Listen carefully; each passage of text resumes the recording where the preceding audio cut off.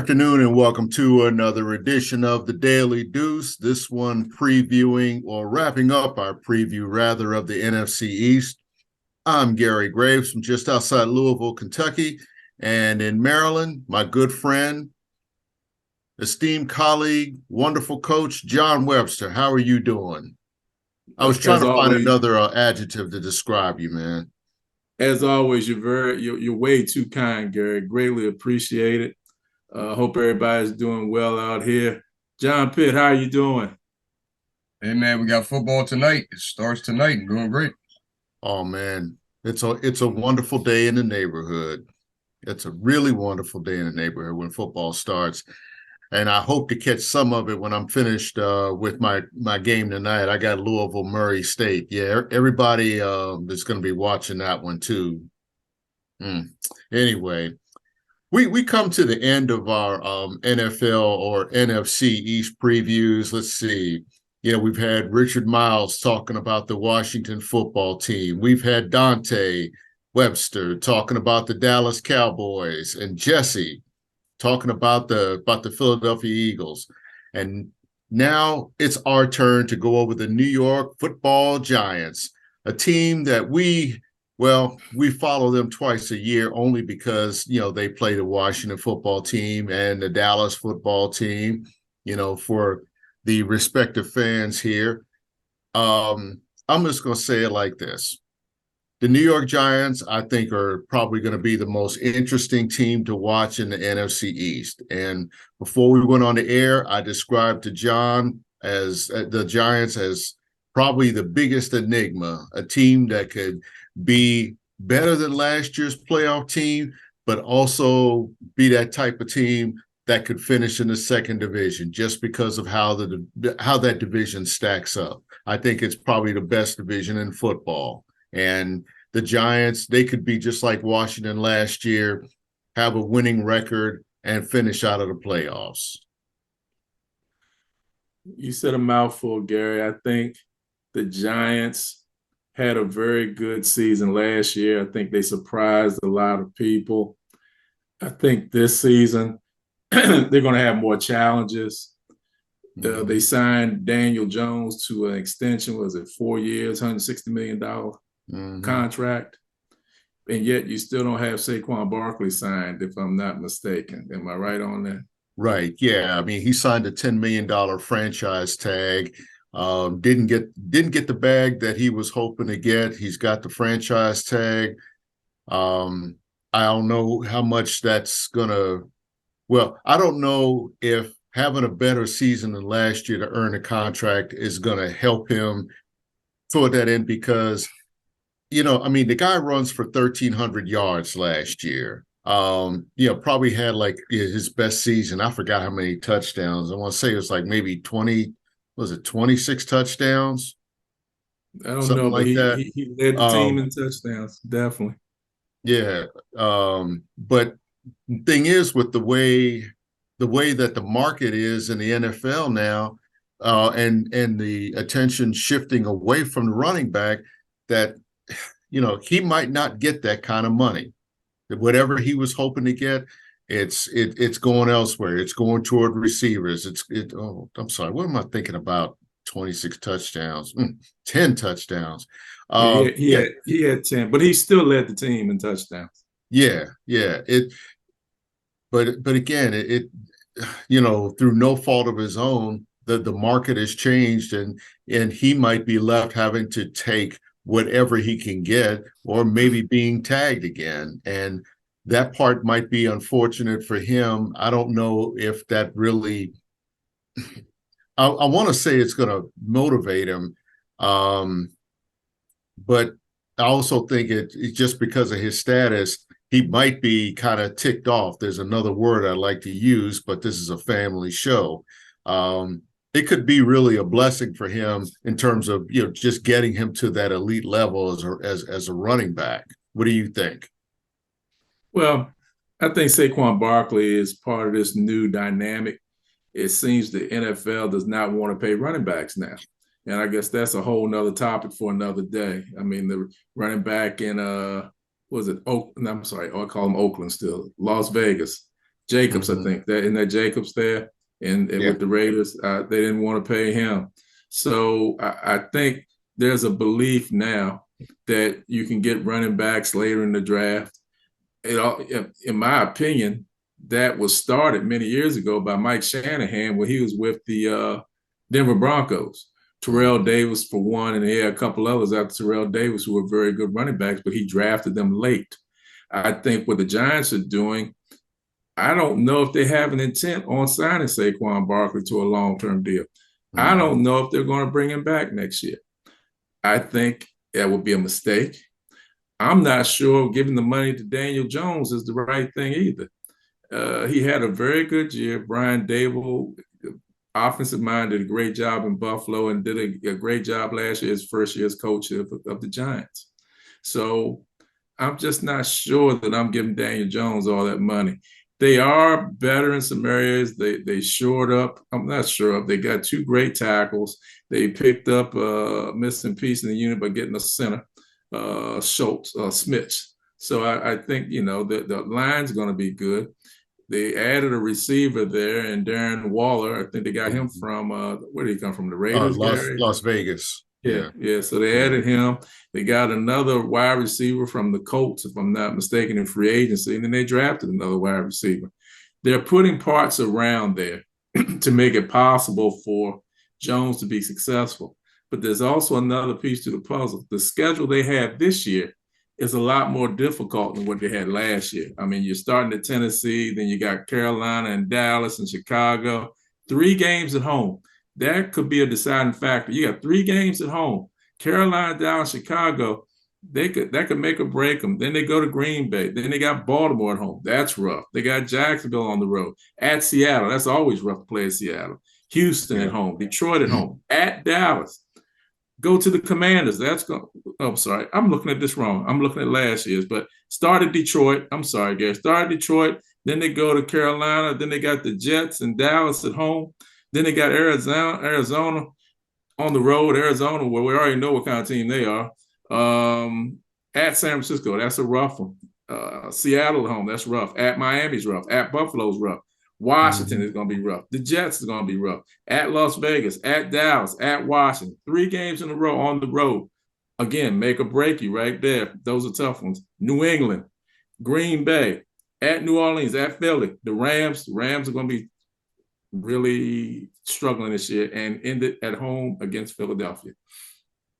I don't see it, man. I just don't. I know that the defense led by Dexter Lawrence, he's back. They're really good there. They got Thibodeau there.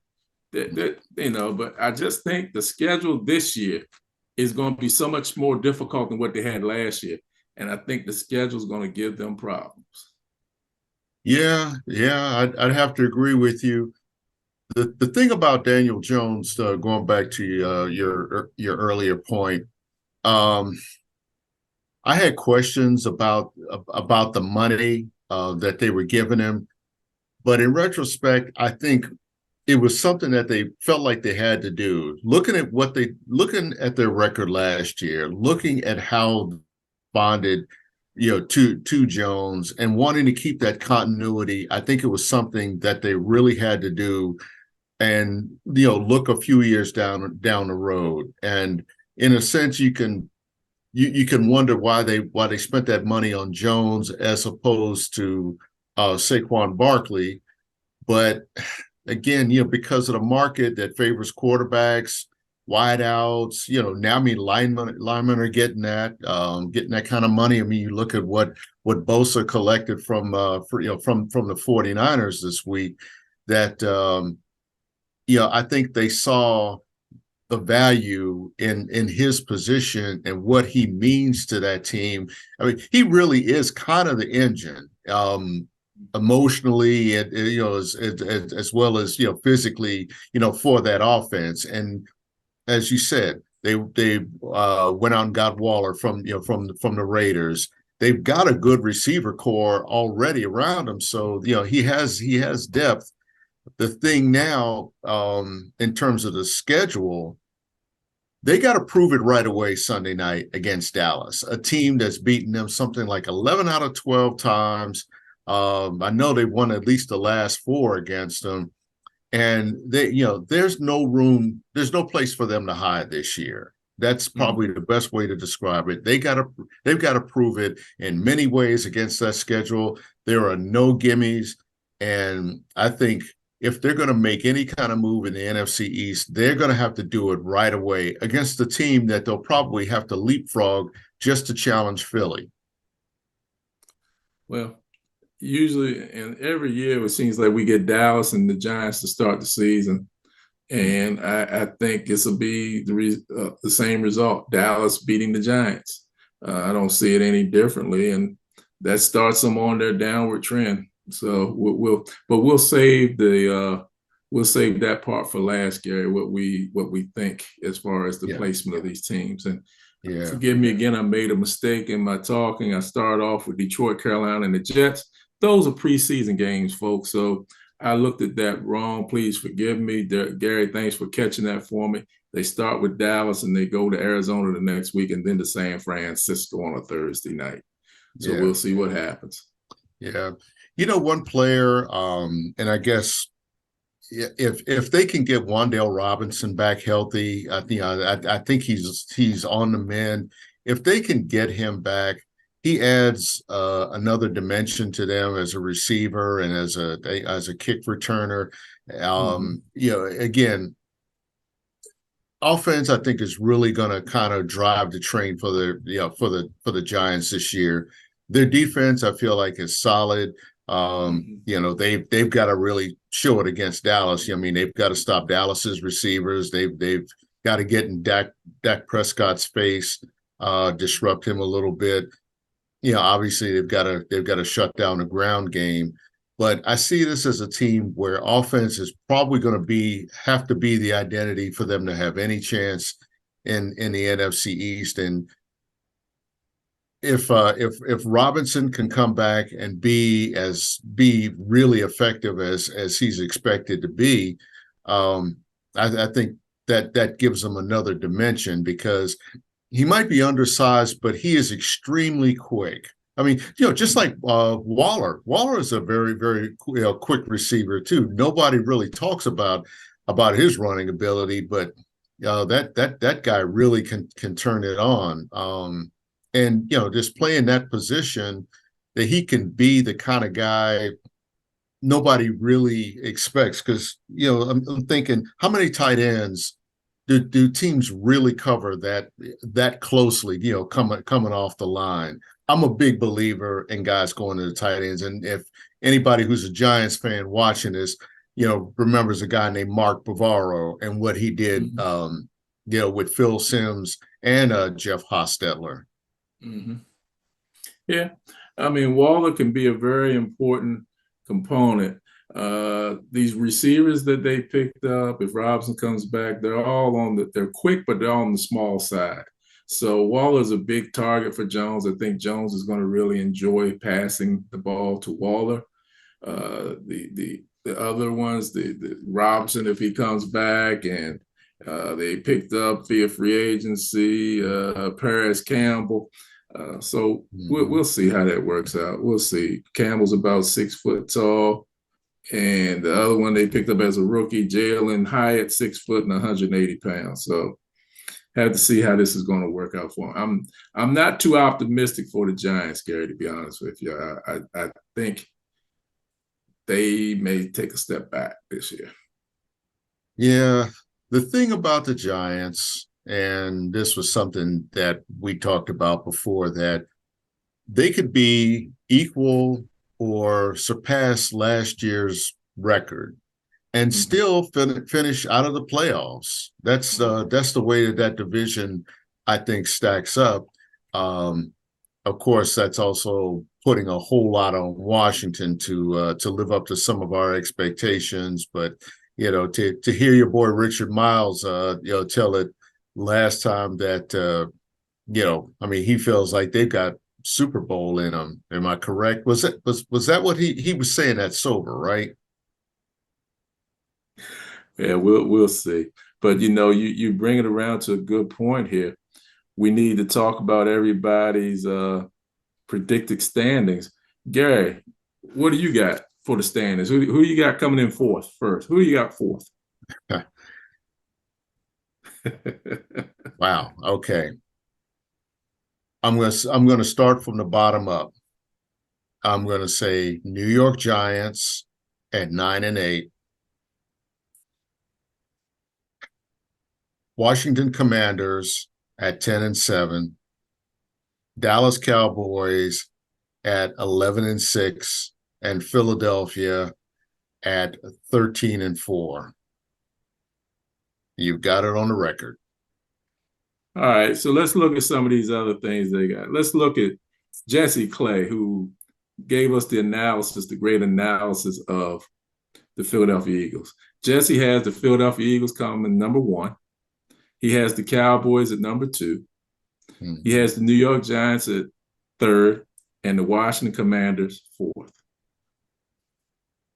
Richard Miles, he has the Washington Commanders 1st, the Philadelphia Eagles 2nd, the Dallas Cowboys 3rd, and the New York Giants 4th. Now, this guy named Dante Webster, he has the Cowboys 1st, the Eagles 2nd, the Giants 3rd, and Washington 4th. Let me give you an interesting component to that. Mm-hmm. I talked to his mom, my wife, Kim. Dante and Kim had not talked. Do you know Kim picked the same exact order Dante had? So we'll see what's going to happen. We'll see what's going to happen. You know, if both of them are right, I'll never hear the end of it. Now, I'll give you what I got. Okay. 4th place will be the New York Giants. As I said, I think they're going to take a step back. I'm not sure if Daniel Jones is going to be able to live up to the 4-year, $160 million contract. Mm-hmm. Saquon Barkley signed a franchise tag, and I think he's not going to be happy with it. And I'm not sure he's going to have, be able to do everything he wants to do this year. I think he may have some struggles with it this year. Hope not, but we'll see. I just think that whole Giants team step back. They'll be 4th. 3rd place, the Dallas Cowboys. I've said it before and I'll say it again. Dallas is the most talented team in the NFC East. But I think there's going to be dissension on the team. I think the owner, as I've said before, it's all about him. It's not about the team. You sign Trey Lance. Trey Lance is not going to play this year. He's not going to take Dak Prescott's job this year. But next year, that could be a problem. Mike McCarthy is calling the plays. Mike McCarthy has been okay calling plays back with Green Bay. It's not been great. He's betting on himself because if he doesn't get it done this year, he's gone. And the defensive coordinator, in my opinion, will get the job, Dan Quinn. So I think Dallas will finish 3rd. I think they have a lot of talent, but I think the dissension, the controversy, they had a player, I can't even remember the guy's name. He got arrested a couple weeks ago. I think was his name Williams or something. So they I just think there's going to be a lot going with them this year that's going to take them in the wrong direction. They'll finish 3rd. 2nd place, the Philadelphia Eagles. Okay. Philadelphia Eagles, as I said to Jesse on the show, they will be better than they were last year, but they will not win the division. There has not been a team to win the NFC East back-to-back years in 20 years. It will not start this year. They also have a difficult schedule, playing a first-place schedule. Let me take a quick glance at that real quick and see what they got here. Schedule-wise, they start off with the New England Patriots, then they got Minnesota at Tampa Bay, play the Commanders, then they go to the Rams, to go to the Jets, Miami, back home again, back to Washington, Dallas, at Kansas City, Buffalo, San Francisco, at Dallas, at Seattle, Giants. That's a difficult schedule. They will be better than they were last year, but they will be in 2nd place. They may even go further than they did last year, which means they may even win the Super Bowl, but they will not win the NFC East, which leaves us with one team in one place, The Washington Commanders, yes, I'm saying it, will be in first place this year. I think Eric Bieniemy is a solid addition. Sam Howell has done a good job, but let me add, at some point, you will see Jacoby Brissett. At some point, you will see Jacoby Brissett playing. And I think Brissett is more of a steady quarterback. Sam Howell is going to be great, still young, still a gunslinger. Give him time. Jacoby Brissett's been in the league and is more steady, I think. At some point, you're going to see, in my opinion, you're going to see Jacoby Brissett. Also, this is a year where the Commanders have new ownership. Jobs on the line.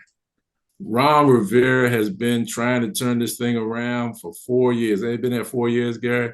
Hadn't done it really consistently. They won a division, I guess, 2020, the COVID year, if I'm not mistaken. Mm-hmm. Ron Rivera is betting on himself. He had something similar in Carolina where they were difficult, winning all the time. He took them to a Super Bowl with Cam Newton. They lost to the Denver Broncos. I'm not saying the Commanders go to the Super Bowl, but what I am saying is Ron Rivera is betting on himself. Their defense is solid. The front four, oh my goodness, with Sweat, Deron Payne, John Allen, Chase Young, they're solid. And Chase Young has been injured. Chase Young has had some struggles with injuries. But I still believe when he gets on the field, he's going to be a motor that you can't turn off. He's going to really help them. They picked up a new cornerback. I think he's going to be good as well. I see them in first place. I don't see them in the Super Bowl. I don't see them going far in the playoffs. But I see them winning the Eastern Division of the NFC East this season. Yeah. The thing about the wild card, what you say about Philly, that's going to be. I feel like that's a valid prediction because sometimes you can be a wild card and actually be better than what you were the previous year and have a chance to go farther. Mm-hmm. They're a team.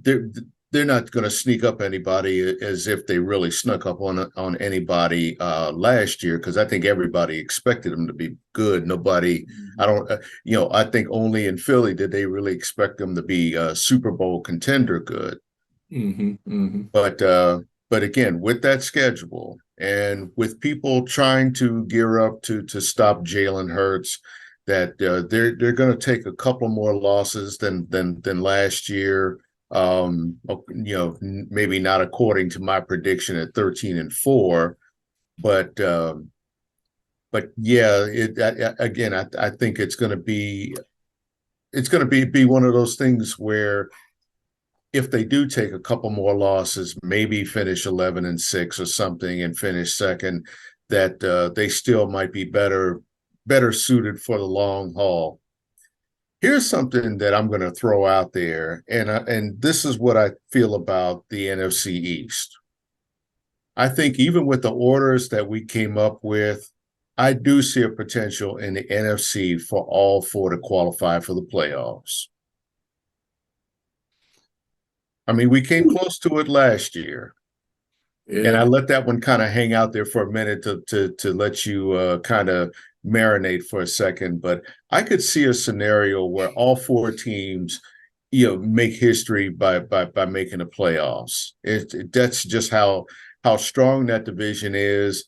I feel like it also says a lot about maybe the weakness of the NFC in terms of other teams, because let's see. I mean, you look at the Central, I think it's the Bears division to lose. The South, I don't know how to predict the South, and I don't even want to predict the South. The West belongs to the 49ers unless, something happens. So, what is it? 7 teams, that get in. I could really see if the NFC East, if all of those teams really live up to, to expectations, I think they could run the table on playoff spots this year. Be interesting. I think you said it. You know, the NFC, that they're evenly matched and evenly competitive makes it strong amongst themselves, but also the NFC East, that is, but also the NFC conference as a whole is not that strong. So it's not like the AFC where you're looking at Cincinnati, you're looking at Baltimore, you're looking at Pittsburgh, you're looking at New Kansas City. England, not New England, you're looking at Buffalo, you're looking at the Jets, you're looking at Kansas City. You know, it doesn't stop. But on this side of what we have here, we'll see. I mean, it could be. I mean, San Francisco, okay. I guess I look more. I don't know if it's Chicago this year. I think maybe Green Bay. This kid's been sitting there 3 years with a clipboard. I think he's going to prove some people wrong over in Green Bay. Jordan Love. I think he's going to get it done. We'll see. As a Packer fan, I hope you're right, but I'm hedging my bet right now for him. Again, I think it's important for him to step in and establish his own profile. For that team. If it gets them a winning record, I'll be happy. If it gets them to the playoffs, I'll be even happier. But I'm going to try to be realistic now that this is going to be a transitional year for him and the Packers. It's always going to be a lot of fun, and it starts with Kansas City and Detroit, and then we go from there. I'm excited. I know John Pitt's excited. He's been counting the days down for the last 2 weeks, so we're here and we're ready to get started. Let's go for it. Hey, John Pitt, you got anything you want to add to this about the Cowboys, where you think they'll finish or anything? Yeah, I agree with Jesse, Kim, and Dante. Same as last year. Eagles, Cowboys, Giants, Washington. Okay. All right, then we got it all on record. We go from there. And Gary, take us on out of here. All right. Well, it's that favorite time of year for sports fans. The NFL is here. We've got a great tilt going tonight with Kansas City and on the rise Detroit. I think obviously that's a game that for the Chiefs, it's a coming out party. They get the rings. Well, they've already gotten their rings, but they get to hang the banner and get to take their victory lap, so to speak. But we've got great games coming up on Sunday. When I say watch sports, this might be one of the best weekends to watch sports. You've got the NFL. You've got college football and a number of marquee games like Texas at Alabama. You've got the U.S. Open wrapping up this weekend. And we could see an American win this one on both sides of the ledger. I can't really think of anything that gets any better, but it's football season, and man, that's my favorite time of year. It's going to be exciting this weekend. I don't care if you watch high school football, college football, pro football. Watch some sports this weekend. Gary said watch some tennis. Hey, watch some baseball. You know it. Watch whatever you want to watch. Races. Come back and see us next week. Take care.